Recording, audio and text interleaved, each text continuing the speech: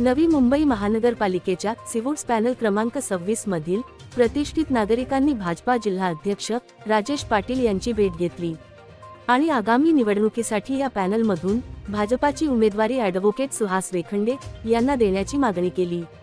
नागरिकांचे म्हणणे आहे की सुहास वेखंडे हे शिक्षित आणि सक्रिय व्यक्तिमत्व आहेत, जे क्षेत्राच्या विकासासाठी उत्तम काम करू शकतील। आम्ही या डॉक्टर राजेश पाटील साहेब यांना भेटण्यासाठी आलो होतो। आमच्या प्रभागातले सगळे लोक आले होते, सगळे वरिष्ठ लोक आले होते। प्रभाग क्रमांक 26 मधून चांगला उमेदवार द्यावा या हेतूने सर्वांची इच्छा होती। एक क्वालिफाईड माणूस ज्यांनी काम केले, तर मी गेले 35 वर्ष पक्षामध्ये काम करतो, संघापासून जनसंघापासून काम करत आहे। त्याच्यामुळे बऱ्याच लोकांची इच्छा होती की आपण डॉक्टर साहेबांना भेटायचं आणि त्या अनुषंगाने डॉक्टर साहेबांकडे आम्ही सगळे लोक आलो होतो। आज त्या ठिकाणचं उमेदवार बाबतीमध्ये बऱ्याच समस्या आहेत। गेल्या 10 वर्षामध्ये कोणतेही काम त्या विभागात झालं नाही।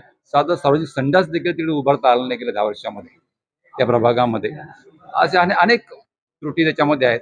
तर त्या अनुषंगाने प्रभागातल्या आमच्या लोकांचं म्हणणं होतं की आपण डॉक्टर साहेबांना भेटून आपल्या भावना त्यांच्यासमोर त्यांच्याकडे आपण बोलून सांगू आणि त्या हिशोबाने आम्ही इथे आलो होतो। डॉक्टर साहेबांनी आमचं निवेदन घेतलं आणि ते निवेदन ते पुढे फॉरवर्ड करतील सांगितलं डॉक्टर साहेब। मी स्वतः संघातून आलोय आणि संघाची पार्श्वभूमी असलेला मी रस्ता 1988 पासून मी पार्टीचं काम करतो। वॉर्ड अध्यक्षापासून मी पार्टीचा उपाध्यक्षपर्यंत असा माझा प्रवास आहे आणि गेले 35 वर्षांहून अधिक वर्ष मी प्रामाणिकपणे निष्ठेने काम करतो, म्हणून आम्हाला ती उमेदवारी मिळायला पाहिजे यासाठी आम्ही इकडे आलो। आम्ही ज्या वाढत होतो त्याच वाढत मी उमेदवारी मागतो प्रभाग क्रमांक 26 मधून। पॅनलमधील प्रतिष्ठित नागरिकांच्या मागणीमुळे विद्यमान भाजपा माजी नगरसेवक दीपक पवार यांच्या कार्यप्रणालीवर प्रश्नचिन्ह उपस्थित झाले असून दीपक पवार यांना मोठ्या प्रमाणात विरोध होत असताना प्रथमदर्शनी तरी दिसत आहे।